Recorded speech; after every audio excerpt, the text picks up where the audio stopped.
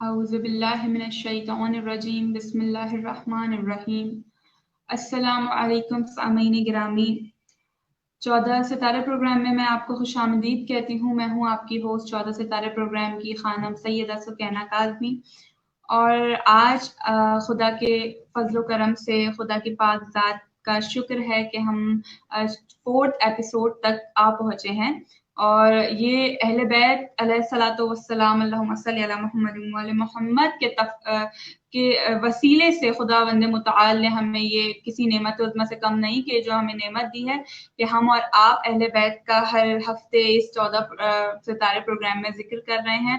تو جیسے کہ میں نے لاسٹ ویک سنڈے کو ہائی لائٹ کیا تھا کہ میں اگلے سنڈے کو کیا بیان کروں گی، آپ کے ساتھ کیا شیئر کروں گی، ہم لوگ کیا پڑھیں گے، کس بارے میں جانیں گے، تو ہم نے کہا تھا کہ ہم ہجرت مدینہ سے اسٹارٹ کریں گے۔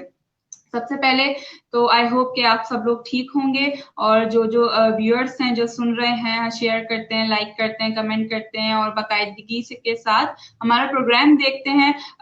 خداوند متعال کی ذات کوئی غم نہ دکھائے آپ سب کو سوائے غم حسین کے، اور میں یہ کہوں گی کہ ہم سب کو اور توفیق دے کے اسی طرح ہم اہل بیت علیہ الصلوۃ والسلام کا جب تک زندگی ہے تب تک ذکر عام کرتے رہیں۔ تو اب مجھے اجازت دیجیے کہ میں سٹارٹ کروں اپنا پروگرام، اور ہمارا جو ٹاپک ہے وہ ہے ہجرت مدینہ، رسول اللہ صلی اللہ علیہ وسلم کی حالات زندگی سے۔ چلیں ٹھیک ہے، میں سٹارٹ کرتی ہوں ہجرت مدینہ سے۔ 1262 میں حکم رسول کے مطابق مسلمان چوری چھپے مدینہ کی طرف جانے لگے۔ 1262 میں حکم رسول کے مطابق مسلمان چوری چھپے مدینہ کی طرف جانے لگے، اور وہاں پہنچ کر انہوں نے اچھی منزل حاصل کر لی۔ قریش کو جب معلوم ہوا کہ مدینہ میں اسلام زور پکڑ رہا ہے تو وہاں جمع ہو کر یہ سوچنے لگے کہ اب کیا کرنا ہے۔ کسی نے کہا محمد کو یہیں قتل کر دینا چاہیے تاکہ ان کا دین ہی ختم ہو جائے، تو کسی نے کہا کہ جلا وطن کر دیا جائے۔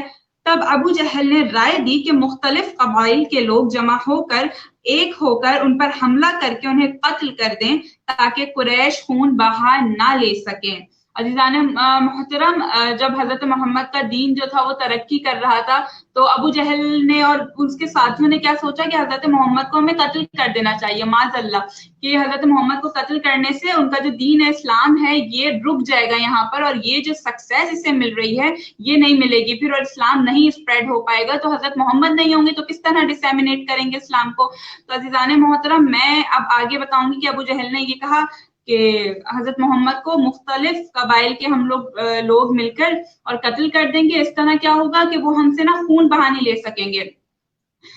اس کے بعد اسی رائے پر بات ٹھہر گئی اور سب نے مل کر آپ صلی اللہ علیہ وسلم اللہم صلی علی محمد وعلی محمد کے مکان کا محاصرہ کر لیا۔ پروردگار کی ہدایت کے مطابق جو حضرت جبرائیل کے ذریعے پہنچی، آپ صلی اللہ علیہ وسلم نے حضرت علی کو اپنے بستر پر لٹا دیا، اور ایک مٹھی آپ صلی اللہ علیہ وسلم نے حضرت علی کو اپنے بستر پر لٹا دیا اور ایک مٹھی دھول لے کر گھر سے باہر نکلے، اور ان کی آنکھوں میں جھونکتے ہوئے اسی طرح نکل گئے جیسے کفر سے ایمان نکل جاتا ہے۔ سبحان اللہ۔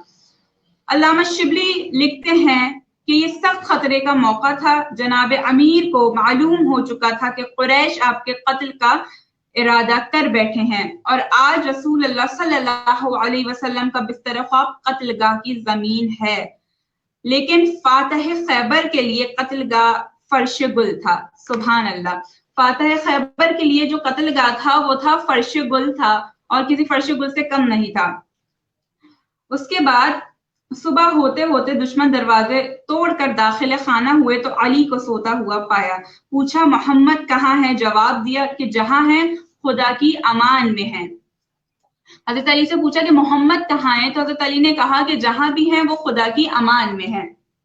اس کے بعد تبری میں ہے کہ علی تلوار سونٹ کر کھڑے ہو گئے اور سب گھر سے بھاگ گئے. اس کے بعد علی کی حفاظت کے لیے خدا نے جبرائیل اور میکائیل کو بھیج دیا تھا. یہ دونوں ساری رات حضرت علی کی خوابگاہ کا پہرا دیتے رہے.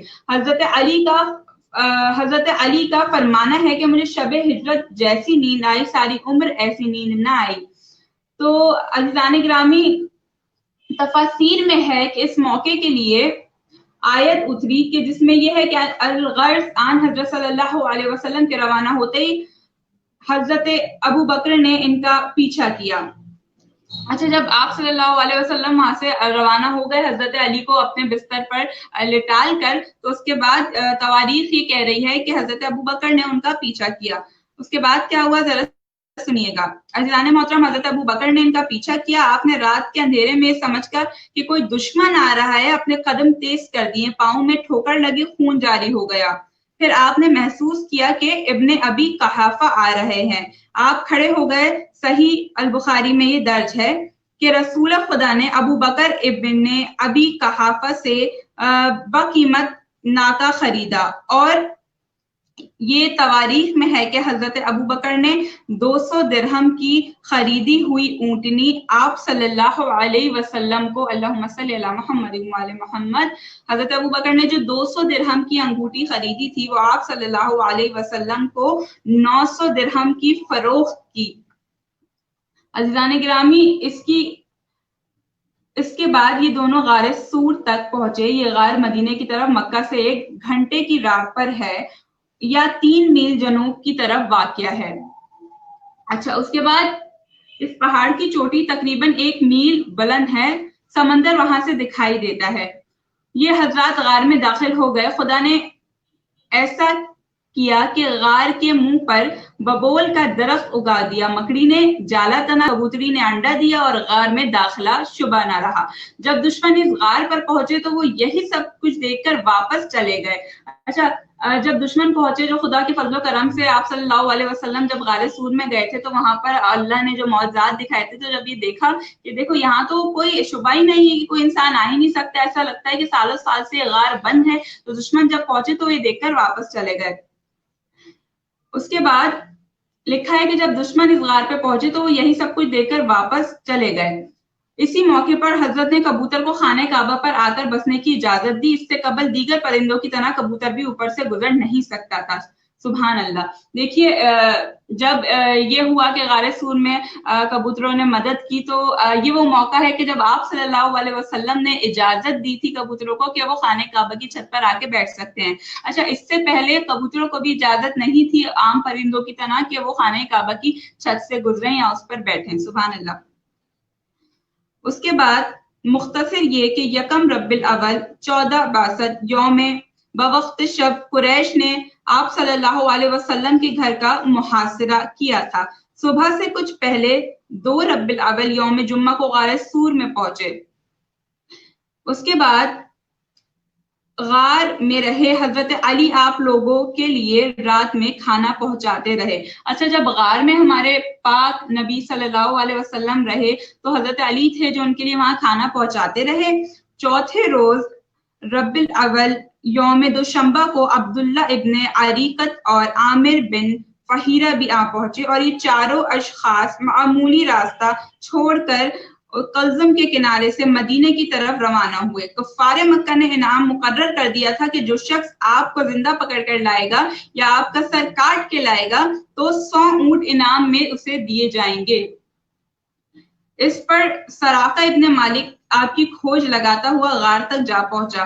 اسے دیکھ کر حضرت ابو بکر رونے لگے. پوائنٹ ٹو بی نوٹڈ کہ اس کو دیکھ کر حضرت ابو بکر رونے لگے تو حضرت رسول صلی اللہ علیہ وسلم نے یہ ارشاد فرمایا کہ روتے کیوں ہو، خدا ہمارے ساتھ ہے. کیا کہا ہمارے رسول نے کہ روتے کیوں ہو، خدا ہمارے ساتھ ہے.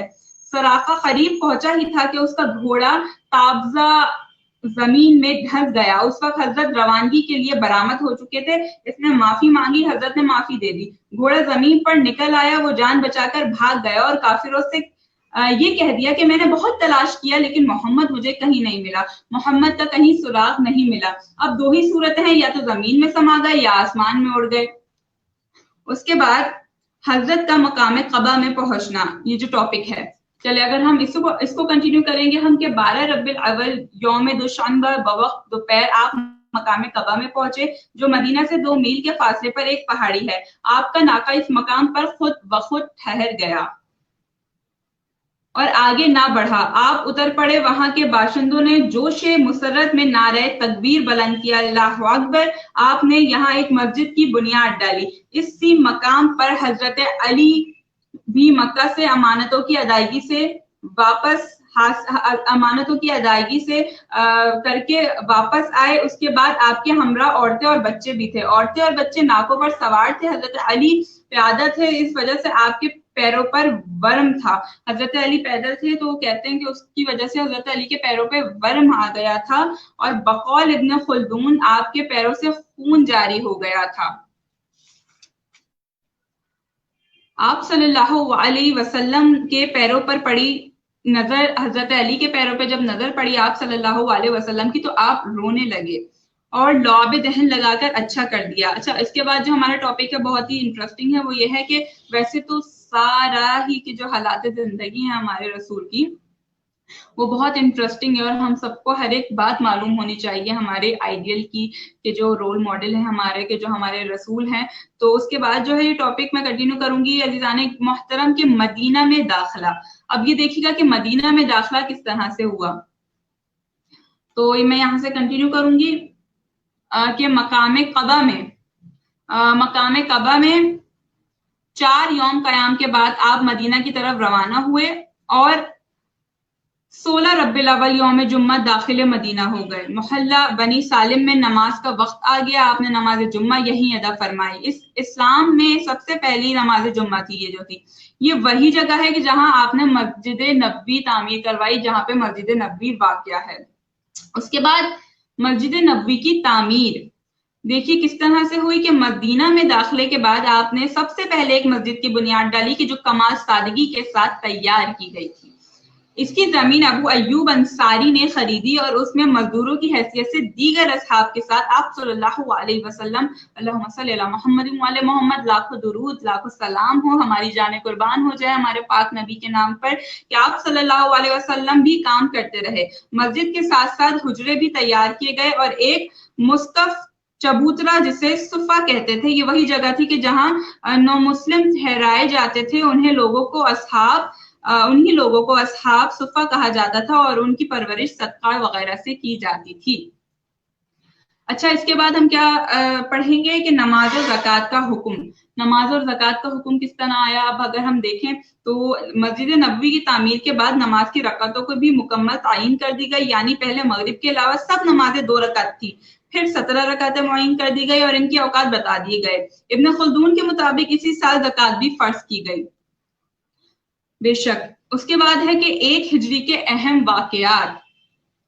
کافی لوگ ہوں گے کہ 1 ہجری 2 ہجری 3 ہجری, اور ہم لوگوں کو معلوم نہیں ہوگا کہ اس میں کیا اہم واقعات تھے, یا اگر معلوم بھی ہوگا تو یاد نہیں ہوگا. تو آج ہم پڑھیں گے اذان و اقامت.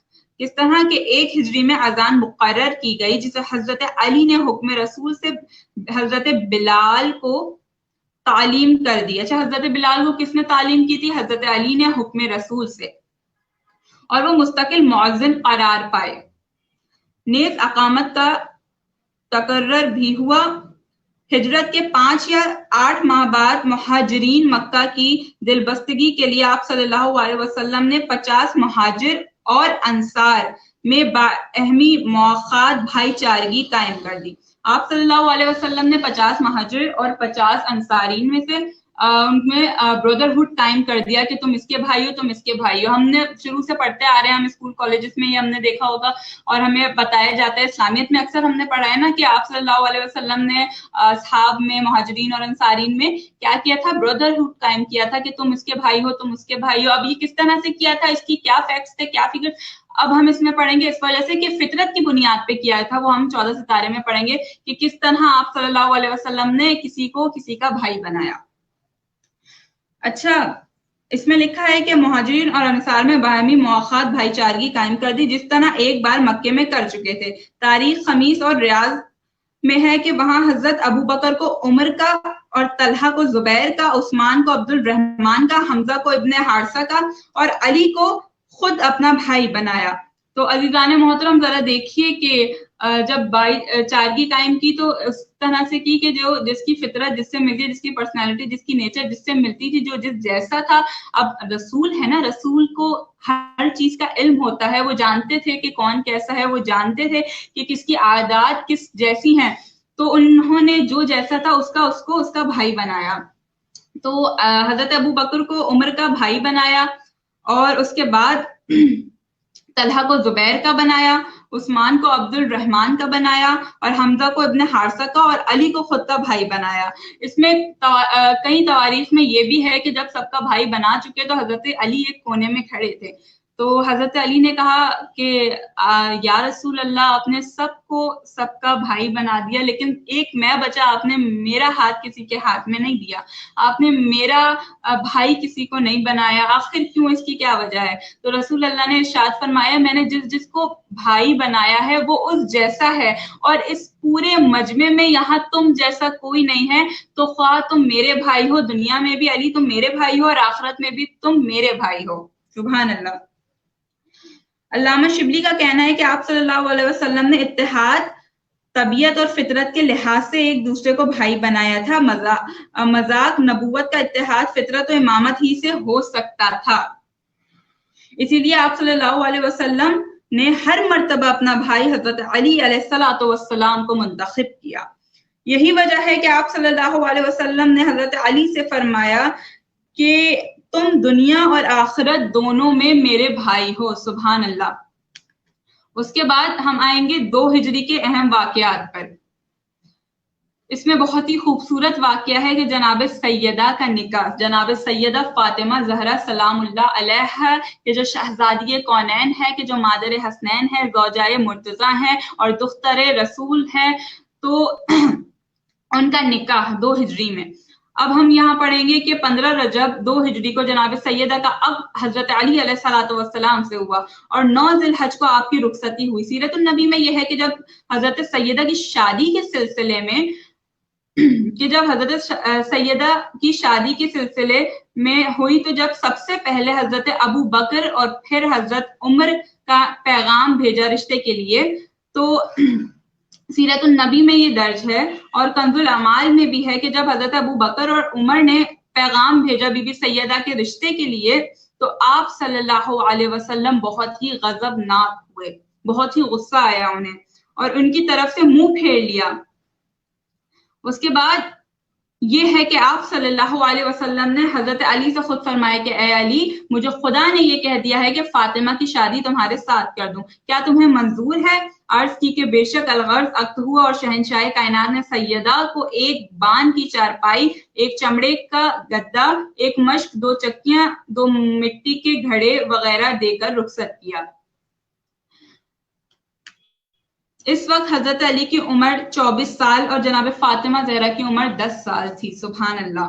یہ عزیزان محترم یہ تاریخ کی سب سے خوبصورت شادی ہے۔ اب دیکھیں ایسی شادی پھر دوبارہ نہیں ہوئی اور یہ جو شادی ہے سب سے زیادہ خوبصورت اور سب سے زیادہ جو ہے اہم ہے، بہت زیادہ یہ عظیم شادی ہے کہ جو آج تک اس دنیا میں کبھی نہیں ہوئی۔ اور ہم دیکھیں ذرا، ہم اپنی بیٹیوں کو رخصت کرتے ہیں، کیا کیا دنیا بھر کی چیزیں نہیں دیتے، جہیز میں ہر چیز دے کر رخصت کیا جاتا ہے ہم اپنی بیٹیوں کو، لیکن وہ کیسی شادی تھی کہ اتنی عظیم کہ جہاں پر عرش اور سارے ملائک، عرش کے فرش کے سب لوگ رسول اللہ کے ساتھ آئے تھے شرکت کرنے کے لیے، جو سارے باراتی تھے وہ سب نبی انبیاء آئے تھے اور مولا علی کے ساتھ بی بی سیدہ کا نکاح ہوا تھا۔ اور اگر دیکھا جائے تو بہت ہی سادہ طریقے سے کہ جس طرح تعلیم دی گئی ہے ہمیں کس طرح شادی کرو، تو بہت ہی سادہ طریقے سے رسول اللہ صلی اللہ علیہ وسلم نے اپنی بیٹی کی شادی کی، بیوی کی شادی کی۔ لیکن اگر دیکھا جائے تو یہ سادی شادی نہیں تھی، کیونکہ جتنی عظیم، جتنی خوبصورت، جتنی حسین پیاری یہ شادی ہے